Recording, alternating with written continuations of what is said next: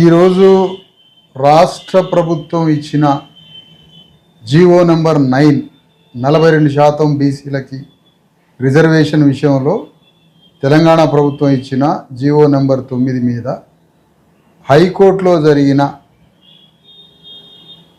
వాదనలలో ఈరోజు judge stay విధించడం జరిగింది.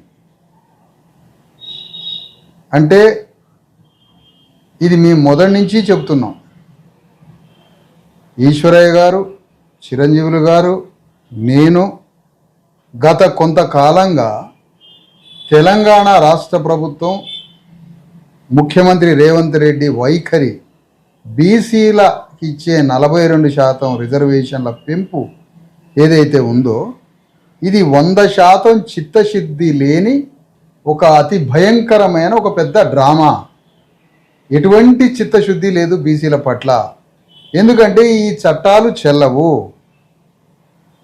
ఈ 42% మీద ఇచ్చిన చట్టము ఎటువంటి పరిస్థితుల్లో దానికి లీగాలిటీ లేదు. రాజ్యాంగబద్ధంగా చట్టబద్ధంగా ఆ చట్టం తయారు చేయలేదు.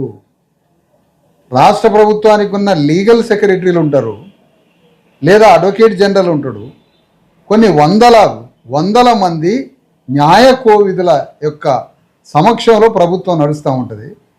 మరి ఆ లీగల్ సెక్రటరీలు ఏం చెప్పినరో, న్యాయ కోవిధులు ఏం చెప్పినరో, అడ్వకేట్స్ జనరల్స్ ఏం చెప్తున్నారో, మరి ఏమేం చెప్తున్నారో మనకైతే తెలియట్లే. కానీ మొత్తంగా దేనికి పనికి రాని ఒక జీవో నంబర్ 9 అనే ఒక చట్టం 42% రిజర్వేషన్స్ బీసీల విషయంలో ఒక పనికిరాని చట్టం రేవంత్ రెడ్డి ఇచ్చిండు. ఆ చట్టం కోసం మళ్ళీ ఈ రేవంత్ రెడ్డి ఒక అపర మహాత్మా జ్యోతిరావు పూలే అని, లేదంటే ఒక పెద్ద సంఘ సంస్కర్తలాగా లక్షల మంది రోడ్ల మీదకి బీసీలని అమాయకులతోటి ఆయన కీర్తింపజేసుకున్నాడు. మేము ఒక పక్కన ఈ చట్టం పనికిరాదని చెప్తున్నాం.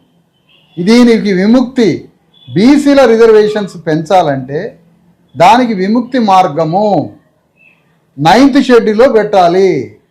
అంతిమంగా రాష్ట్రపతి ఆమోదంతో చట్టం తయారయ్యి ఆ చట్టం ద్వారానే 42 కాకపోతే 52% రిజర్వేషన్స్ పార్లమెంటులో 9వ షెడ్యూల్ ద్వారా ఆ చట్టం బయటికి రావాలి.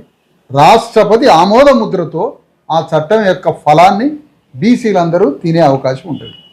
కానీ చట్టబద్ధంగాని రాజ్యాంగబద్ధంగాని ఎన్నో కోర్టు జడ్జిమెంట్లు ఉండగా ఇక పనికిరాని కేసీఆర్ 36% కాబట్టి నేను 42% పెంచుతాను అంటే తెలంగాణలో ఉన్న 2 కోట్ల మంది బీసీల గుండెల్లో రేవంత్ రెడ్డి గడ్డపార పెట్టి పొడిచిండు. 2 కోట్ల మంది బీసీల యొక్క ఆత్మగౌరవాన్ని అగ్నిలో పెట్టి కాల్చి పారేసిండు. ఇది బీసీల ఆత్మగౌరవానికి పడ్డ దెబ్బ. బీసీలే కాదు, తెలంగాణలో ఉన్న 3.5 కోట్ల మంది బీసీ ఎస్సీ ఎస్టీ పీడిత వర్గాల యొక్క ఆత్మగౌరవాన్ని కాల్చి బూడిద చేసిండు ఇవాళ ముఖ్యమంత్రి Revanth Reddy.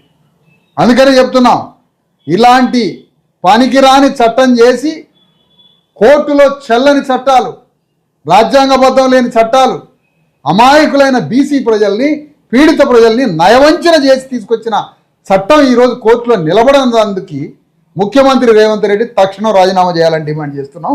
BC SC ST JAC ప్రతినిధిగా ముఖ్యమంత్రి రేవంత్ రెడ్డి వెంటనే రాజీనామా చేయాలి, లేదా పార్లమెంటుకు పోయి 9th షెడ్యూల్లో పెట్టించుకొని ఆ చట్టాన్ని మీకెందుకు నేను అమలు చేస్తా అన్నాడు. మేనిఫెస్టోలో కామారెడ్డిలో చెప్పినప్పుడు అదే చెప్పిండు, అమలు చేస్తామని. తర్వాత ప్రభుత్వానికి వచ్చిన తర్వాత జీవో తీసిన తర్వాత ఇవన్నీ మాకు తెలుసు, కోర్టులు అన్నీ తెలుసు, మేము ఏ విధంగా నేను అమలు చేస్తామని 100 బజాయించిండు మాటలన్నీ. కానీ ఈరోజు మాత్రం ఆ చట్టానికి అడుగడుగున చెప్పలే.